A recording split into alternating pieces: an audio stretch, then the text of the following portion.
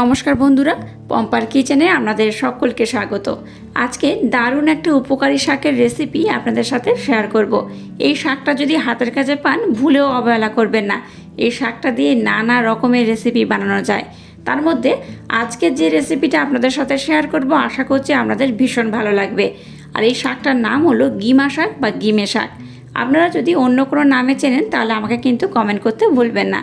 তাহলে চলুন দেরি না করে আজকের এই উপকারী শাকের রেসিপিটা দেখে নেওয়া যাক।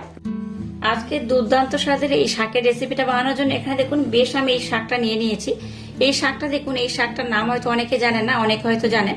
এই শাকটাকে গিমা শাক বা গিমে শাক বা অনেকে কিন্তু নানা রকম নামে এটাকে চেনে। তো আমি এটাকে গিমে শাকই বলি। শাকগুলো দেখুন কেমন দেখতে, এইভাবে কিন্তু ফুল রয়েছে। এই শাকের কিন্তু ভীষণ উপকারিতা। আপনারা হয়তো জানেন না, এই শাকটা খেলে যাদের ডায়াবেটিসের প্রবলেম রয়েছে বা যাদের চোখের প্রবলেম রয়েছে তাদের জন্য কিন্তু ভীষণ উপকার। অবশ্য যদি হাতের কাছে এরকম শাক পান তাহলে শাকটাকে কিন্তু অবহেলা করবেন না। এটা দিয়ে নানা রকমের রেসিপি বানানো যায়।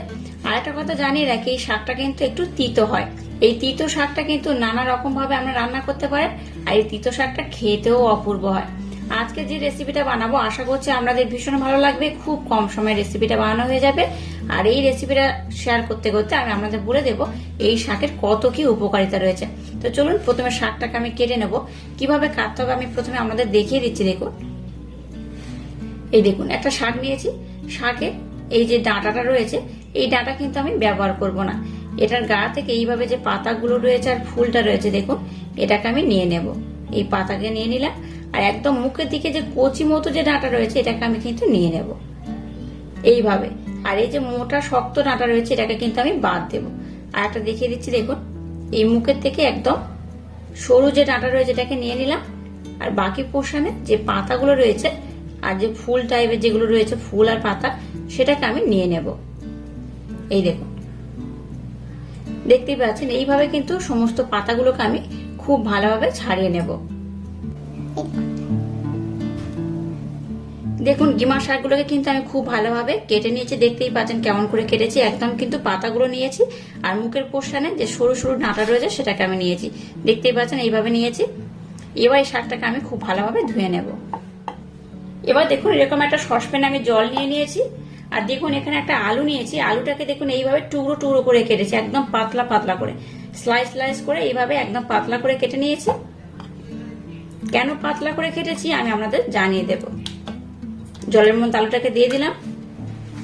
এবার দেখুন যে শাকটাকে আমি খুব ভালোভাবে ধুয়ে নিলাম সেই শাকটা এই জলের মধ্যে আমি দিয়ে দেব।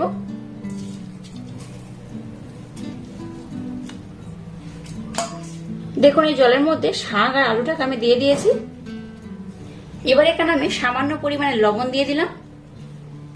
এবার আলু আর শাকটাকে আমি খুব ভালোভাবে সিদ্ধ করে নেব। আচ্ছা, আলুগুলো এইভাবে পাতলা পাতলা মানে স্লাইস করার কারণ এটাই হলো যে খুব তাড়াতাড়ি কিন্তু সিদ্ধ হয়ে যাবে। আলুটাকে যদি গোটা রাখেন তাহলে কিন্তু সিদ্ধ হতে একটু দেরি হবে। আর এইভাবে কেটে যদি এইভাবে স্লাইস করে দেন তাহলে কিন্তু খুব তাড়াতাড়ি আলুটা আর শাকটা একসাথে সিদ্ধ হয়ে যাবে। তো যাই হোক, এটাকে আমি একটু সিদ্ধ করে নেব, তারপর আমি নেক্সট স্টেপ আপনাদের সাথে শেয়ার করব। দেখুন শাক আর আলুটাকে আমি খুব ভালোভাবে সিদ্ধ করে নিয়েছি। এবার আমি গ্যাসটাকে বন্ধ করে দিলাম। এবার দেখুন একটা ছাঁকনির মাধ্যমে এটাকে আমি খুব ভালোভাবে জল ঝরিয়ে নেব। শাকটাকে নিগড়ে নেওয়ার দরকার নেই, একটু জল ঝরিয়ে নিলেই হবে। আলু আর শাকটাকে দেখুন একসাথে আমি খুব ভালোভাবে জল ঝরিয়ে নেব। এবার দেখুন গ্যাসটাকে জ্বেলে দিয়ে একটা কড়া বসিয়ে কড়াটাকে খুব ভালোভাবে গরম করে নিয়েছি। এবার এখানে একদম সামান্য পরিমাণে সর্ষের তেল দিয়ে দিলাম। তেলটাকে একটু ভালোভাবে গরম করে নেব। সামান্য পরিমাণে দিয়ে দেবো কালো জিরে। এবার দেখুন একটা পেঁয়াজ আর 4টে কাঁচা লঙ্কা এইভাবে আমি টুকরো টুকরো করে কেটে নিয়েছি, সেটাকে এর মধ্যে দিয়ে দেব।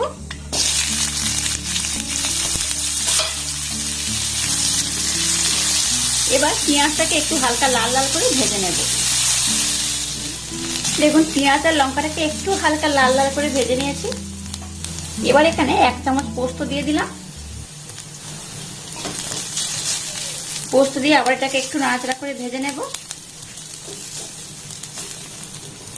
এবার যে আলু আর শাকটাকে আমি জল ঝরিয়ে রাখলাম সেটার মধ্যে দিয়ে দেব।